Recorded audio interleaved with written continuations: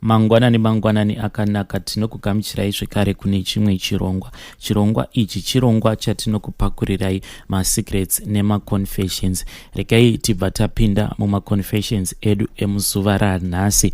Hanzi Elon Nashi, I am a boy and I was supposed kuti ndinge ndiri muupper 6, but because my parents havasi kunzwanana, it is affecting us. Mumba medu takazvarwa tiri 4 and we live in Harare. Vabereki vangu vanhu vekuti vanogara vachirovana, ende vakatanga kurovana havana kana basa nazvo kuti vanenge vachirovana pamberi pedu.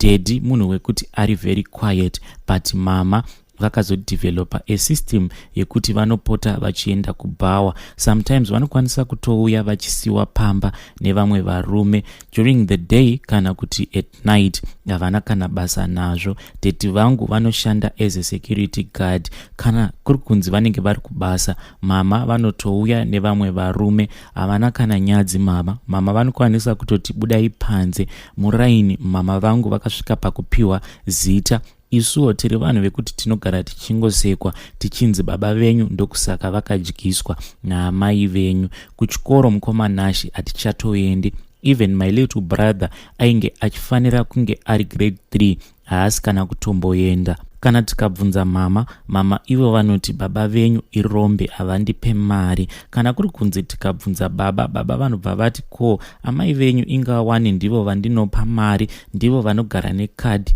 ko sei vasina nguva yekuti vaende kunokubhadharirai fees yacho. Kana kuri kunzi baba vakazobvunza mama kuti ko why usina kubhadhara mari, ndipo pavanobva vatanga kurwa. Mama munhu wekuti anongogara aine hasha nguva dzose. Kunyangwe kwatiri mama vanongogara vachititira hasha zvisingaiti. Kunyangwe tikaswera nenzara, baba hatichatovaudzi nekuti tinoziva kuti zvinozokonzeresa noise mumba. Ndiri kukumbirawo rubatsiro kuti ndingaitawo sei kuti ndikwanise kuudza mama kuti zvose zvavari kuita izvi zviri kurwadza isusu ende vari kukuwadza future yedu. Mukoma Nashi, if you could help us, I would really appreciate it. Chimwe zvekare mukoma Nashi ndechekuti if you could find someone anokwanisa kubatsira daddy, nekuti daddy munhu wekuti ane a strange character, vanongogara vakanyarara. Kana kuri kunzi mama vakatanga kupopota, daddy vanobva vanyarara kuti zi. It seems as if daddy vangofanana nesu vana.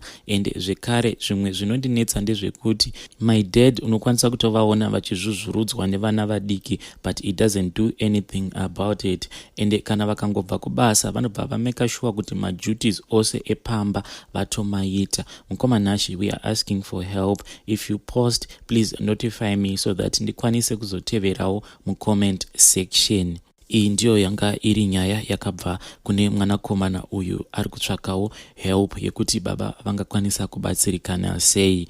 Regai tibva taenda panyaya yedu inotevera. Hanzi elo mukoma Nashi, please post for me makaviga chitupa changu. Inini ndiri kuraramawo ndichigara munyika yevatorwa, saka ndinoshanda pane imwe lodge, but we can just say it's a hotel because yakatokura. So recently ndakashiftwa ndikatanga kushanda kudepartment rehousekeeping. Hotel iyi ndiye umwe muzimbabwen uyu munhu wekuti akangowanawo mukana wekuwana chitupa chemunyika muno matiri. Saka pane imwe room yatakanze room iyi we are not supposed to clean it. Room iyoyo inongocleanwa nemukadzi waboss vedu. Room iyi takangonzi it's only for special guests, but if you check that room, room yekuti inongogara yakabukwa at all times. Zvazvinoita ndezvekuti room iyi vanhu vanokwanisa kucheka in vari 2, but when they check out unongoona kuti panenge pangobuda munhu 1. As I was performing my duties, ndakati ndichidarika neparoom iya there was this strange smell of blood yaibuda muroom imomo. I then rushed ndikabva ndanoreporta that issue kuna supervisor, but moments later I was so shocked because ndakadanwa naboss vangu muoffice mavo and vainge vachipopota. The supervisor was there, vakapopota zvisingaiti. We then left the office ya boss. Tainge takati supervisor inini na boss, but takati chisvika kuya the door was wide open. Zvinhu izvi zvakandinetsa, boss vakabva vatowedzera kupopota, vakatanga kundituka vachiti, is this how you repay me? First of all, uri munhu wekuti hauna kana mapepa, hauna passport, hauna permit, but I just took that risk kuti ndikuemploy. Vabereki vako kuti vakwanise kuenda kutoilet, ndini ndinenge enda kupa mari iyoyo. Mashoko iwawo akandibata, but there was nothing that I could do. I was then suspended without any pay. Ndakaenda kumba ndikanogara. After suspension yangu yapera, ndikazodzoka pabasa. But each and every day ndinogara ndichingozvibvunza kuti how come pandakadarika ndiri ndega paroom iyi, I felt kuti there was a strong smell of blood. But patakazodzokera naboss, room iyoyo, it was super clean. It was so super clean zvekuti ndakanyara singaiti. These things are troubling me. Kana kuine munhu wekuti anokwanisa kundi-explainera kuti was I just hallucinating, chii chakamboitika, because I can testify kuti pandakadarika neparoom apa, I could feel kuti inside there was this strong smell of blood. Mukomanashi, chinondinetsa panyaya iyi ndechekuti munhu wese wandinozama kurondedzera nyaya iyi anongondiudza kuti apa mwe maida kubuda mututu, but inini ndatova munhu mukuru zvekuti handingatadze kuziva kuti uyu mututu kana kuti iri iropa riri kunhuhwa from somewhere. Iyi ndiyo nyaya yangu mukomanashi. Maybe ndiri munhu wekutoti ndakutotanga kupenga, pamwe ndiko kutanga kupenga kwacho here, handichazivi. Ndanga ndichikumbira kuti kana zvichiita ndiposterewo nyaya yangu, mudibvunzirewo kune vedare kuti zvinhu izvi zvandakasangana nazvo, is there a medical condition yekuti unongonzwa passage zvese neroom zvichinhuhwa ropa, but when you call the owner munosvika kuya everything is just clean. Pari kunyanya kundishungurudza padoor mukoma, ko door iri rakazovhurwa nani, because I still remember kuti door ndakatosiya rakavharika, but when we came back it was so wide open zvekuti hana yangu yakatorova. Chimwe chinhu zvekare ndezvekuti ever since I came back to work, ndakabva ndapiwa duty rekuti I have to go and clean around the furniture iri padhuze neroom iyoyo.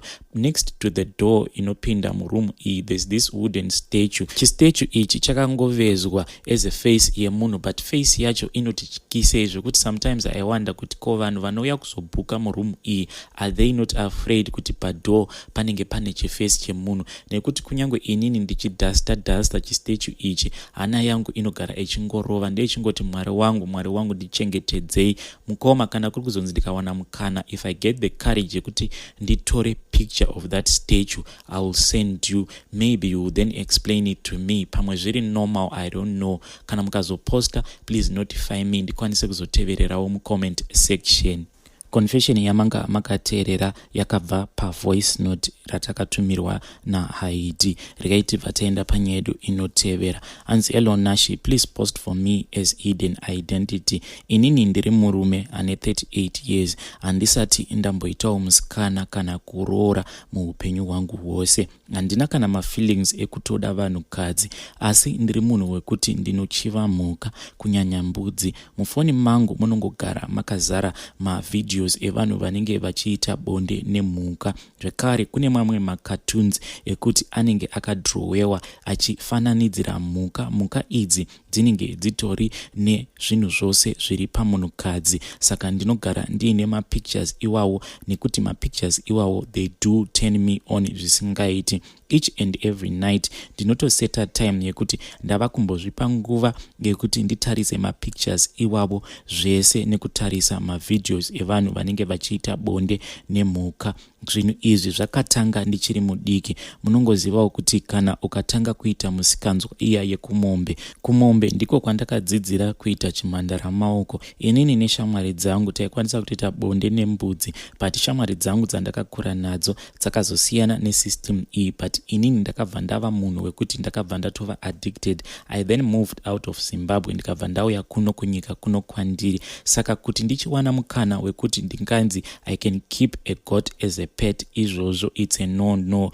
But zvava kuitika ndezvekuti sezvo ndava munhu wekuti I am now well off in life, I can afford to be on the internet 24 hours a day. Zvinhu izvi zvava kutondi affecta, because sometimes ndinokwanisa kutoita chimhandara maoko ka 3 kana ka 4 pazuva, nenhau yekuti when I go on the internet I can find a new video. Sometimes ndinokwanisa kutosangana nevideo remunhu anenge achiita bonde kana nebhiza. I automatically get turned on zvekuti ndinopedzisira ndava kutoita chimhandara maoko. I want to admit kumhuri yeZimbabwe maybe ndinokwanisa kuwanawo help. Saka zvava kuitika ndezvekuti pese pandinoita chimhandara maoko, because I am overdoing it, now ndangova munhu wekuti when I produce ndinobva ndangoproducer urume unenge wakangozara mvura. I am now beginning to think kuti ndiri munhu wekuti ndichakwanisa kuzoita mwana here, because it's not even normal. Sometimes I can even do it 6 times a day. Kana kuri kunzi ndinenge ndajambira rimwe zuva, ndanga ndichikumbirawo help kuti zvinhu izvi ndingazvistopa sei.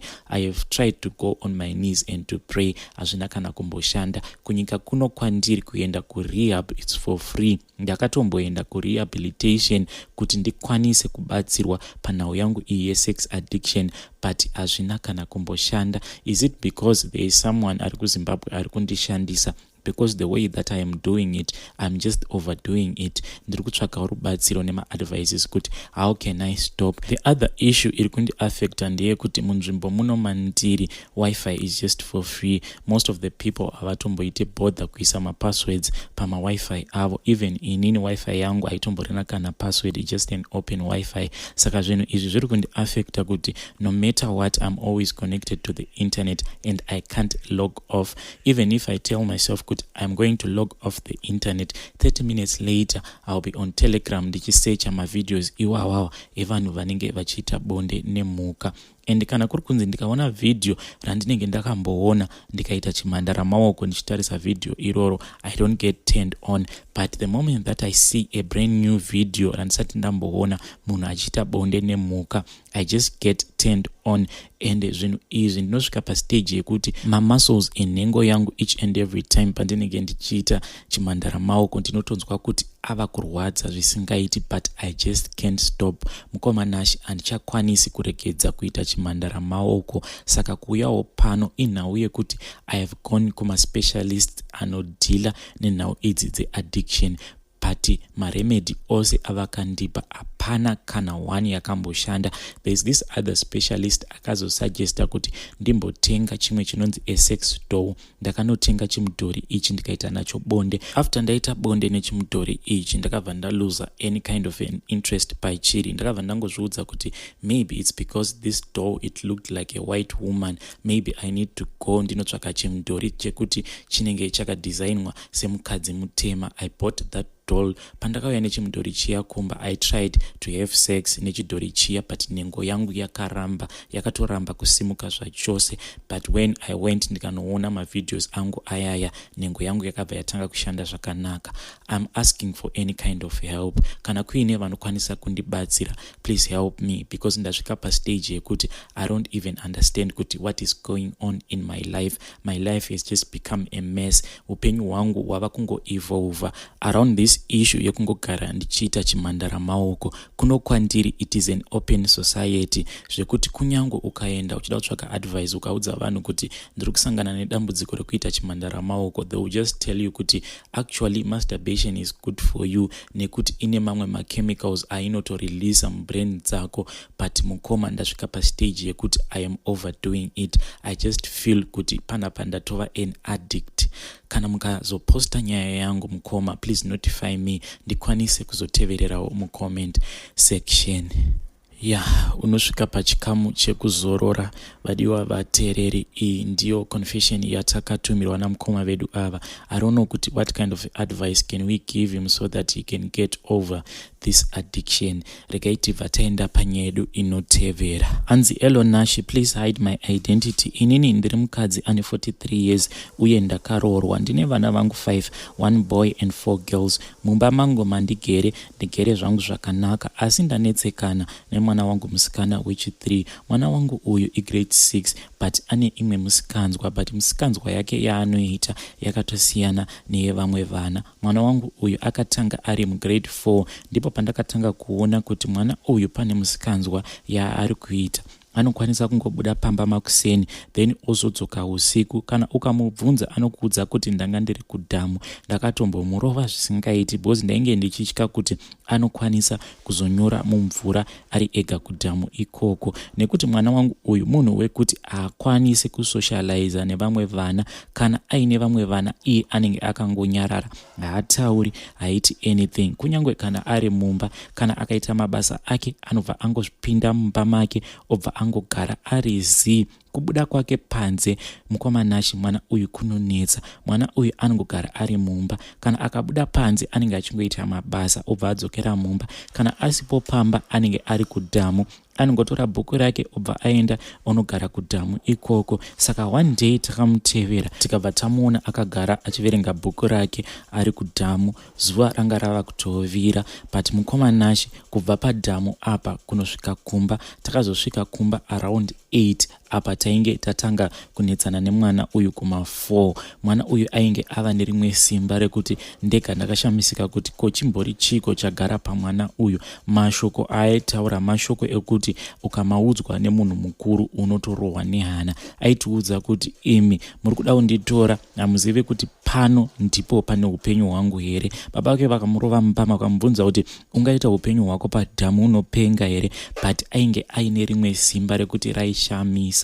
Takakwekeredza mwana uya from around 4 tikazopinda mumba kuma8. Tainge taneta mukoma, taita kunge vanhu vainge vaswera vachichera makomba mumunda. Mukomanashi kana iri nhau yemwana uyu ndasvika pakuramwa zvose nekupererwa, because I think kuti panhau iyi ndakatodevelopa BP, because ndiri munhu wekuti kana ndikatanga kungofungisisa kana kutsamwa, skin yangu inobva yatanga kuita madzvanga eblack. Saka vari kundiudza vanoti maybe inokwanisa iri BP.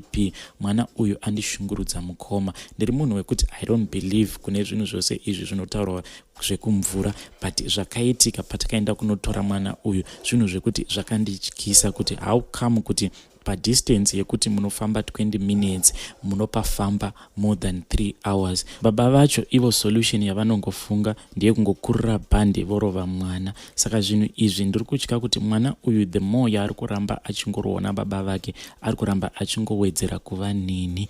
Mukomanashi, ini nemurume wangu tinoteerera chirongwa ichi. Kana kuine vanokwanisa kutipawo maadvices mucomment section, please help us tikwanise kuona kuti totora gwara ripi panhau yemwana uyu. Tichange tichitevererawo mucomment section. Ndiyo yanga iri nhau yatakatumirwa navanzvadzi vedu ava. Regai tibva taenda panyaya yedu inotevera. Ngadizvanyu mukomanashi.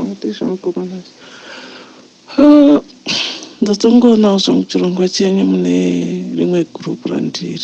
Chirongwa chenyu mune rimwe gurupu randiri ndobva ndatozongokumbirawo nhamba kuna admin wegurupu iroro. Ndikutongodawo help.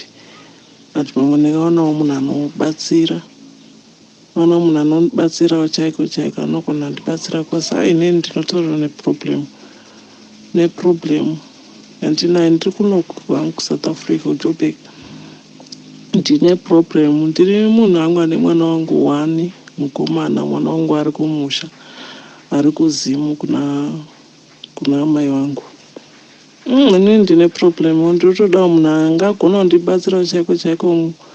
Vanokwanisa kundibatsira munozongovapawo namba yangu, vanokwanisa kundibatsirawo, because ndiri munhu wekutongoti handina chandinobata kana chiwani chinonge chichitondiitirawo kutoti ichi ndicho chandiri kuita ende chichitondiitirawo. Zvinhu zvangu zvakaita kundiomera, kuita kundiomera chaiko. Handisi kutoziva kuti ndotangira papi, ndichibata papi, ndichisiya papi, because zvinhu zvangu zvakaita kundiomera chaiko. Kubva ndakanga ndakaroorwa, ndakaita mwana wangu 1 mukomana, zvino ane 6 years. So zvino kuti ndibatewo changu chinonzi chinobudawo, kana kuti ndiitewo chino, kana kuti basa nditsvage basa handimbori wani. Ikozvo ndandichitozviitirawo hangu zvangu zvekutengesa online, asi hazvisi kana kumbondifambirawo. Ikozvino futi handizivi kuti munyama here kana kuti ichii, zvezvotodawo vanobatsira kuti vandibatsirewo. Kozi handitozivi nezvandiri handina relationship inogara kana 2 weeks. Handidanani nemunhu 2 weeks zvinenge zvatongopera zvakadaro. Handisi tomboziva kutoti chii chaiko zvokuti kana shamwari yangu chaiko yakatomuswa yandifunza kuti naiwe maakiro wakaita chii chaiko handitomboziviwo kuti chii chinenge chimboitika pandiri mukomana acho. So ndikutokumbirawo kuna vanogona kubatsira. Pari zvino handina chandinacho hangu, vanobatsira havo vaya vachiti toda mari yakati, haivavo hangu handikwanisi because handina mari yacho yekuti ndingati ndokwanisa kuti ndibhadhare munhu anobatsira achiti toda mari. Ndotongokumbirawo munditsvagirewo vanogona kundibatsirawo, vandisungunurewo kana pane zvandakasunguwawo kana pane zvandakaitiwawo. Inongozivawo mukukurawo nemadzinzawo kana kupiwo vangondisungunurawo kozi mane zviri kundiremera. Ndikutoremerwa chaiko handidi kunyepa, ndikuita kuremerwa and itori problem yekutoti neniwo ndega inotondishungurudza. So ndotokumbirawo kuti munditsvagirewo munhu anokwanisa kundibatsira chaiko. Ndotoda munhu anokwanisa kuti andibatsirewo chaiko andisungunurirewo because zvinhu zvakatoita kundiomera chaiko kuomerwa neupenyu kuita kunge ndotoshaya kuziva kuti ndotangira papi ndichienda papi. So ndoiyo pandirongokumbirawo kuti kune vanobatsira vandibatsirewo chaiko because zviri kundinetsa, zviri kutonditambudza zvisingaiti kuti chii chaiko kuti chii chiri pandiri kana kuti chii chandakaitwa kana kuti chii handitombozivi because kune baba mwana wangu ndakabva mwana wangu ane 9 months ndobva ndauya kuno kuSouth Africa. So kuno kuSouth Africa asina kushanda, handina mhanya kushanda zvezvekutoshanda kozi basa richo raitonetsa kana kuriwana kana chero tukawana basa umwana chimari cheche chekuti achitenge and then zvino ndangana kuitira zvokuzviitira zvokutengesa online mari hazvisi kana tombondifambirawo semufambiro anoita vamwewo. And upenyu hwachona hwakatoita kundisunga chaiko kuti ukasangana nevarume handitombozivi kuti vavangani vandikadanana navo, vakawandisa havaverengeki because hazvigari, zvinongotongoita kana 1 week kana 2 weeks zvatopera zvakadaro. Zvototi vanhu vese vanotosvika pakutokubvunza kuti chii. Kana shamwari dzangu chaiko pakufamba ndoita nawo basa rakatangira ndoita vatobvunza daiwe nemunhu zvauri izvozvo unotodza kuti uri wega hauna munhu chii. But kuti vanhu uchivaudzawo problem kana kuti uchivaudza kuti wedu ndaneta vandadanana navo handidzi kuti vangani, zvisingakwanisiki kuti uvaudze because hauzozivi kuti vanozozvitora sei. Hanimaona hauzozivi kuti vanozozvitora sei panguva yauchavatsanangura kuti iwedu inini ndaneta. So unenge uchingoti zvichaitawo nerimwe zuva zvichaita. Saka ipapo ndo pandinokumbirawo kuti mukomana acho munditsvagirewo munhu angandibatsirawo chaiko, anokwanisa kundisungunurawo kunyanya pabasa kuti zvindiitirewo ndishandewo sinzi semunhu ane mwana, ndishandire mwana wanguwo, nditewo zvinonzi changuwo. Ipapo ndo pandiri kukumbirawo mukomana acho. And vaya vanobatsirawo vachiti mari inini hangu handina, ndoda kutoka ndazvitaurirawo because zvinhu zvakatondiomera, zvinhu zvakatondisunga chaiko. Ndozvandirongokumbirawo pawo mukomana acho. Maita basa. Ndiyo yanga iri nyaya yakabva kuna Haidhi. Kana kuine munhu wekuti anenge achikwanisa kumubatsira, please feel free to do so in the comment section kana kuti munouya kuinbox kwangu kuWhatsApp ndobva ndakusanganidzai navanzvadzi vedu ava. Vadiwa vateereri, awa ndiwo masecrets nemaconfessions atanga tiinawo muzuva ranhasi. Tosangana zvekare mune zvimwe zvirongwa zvinotevera.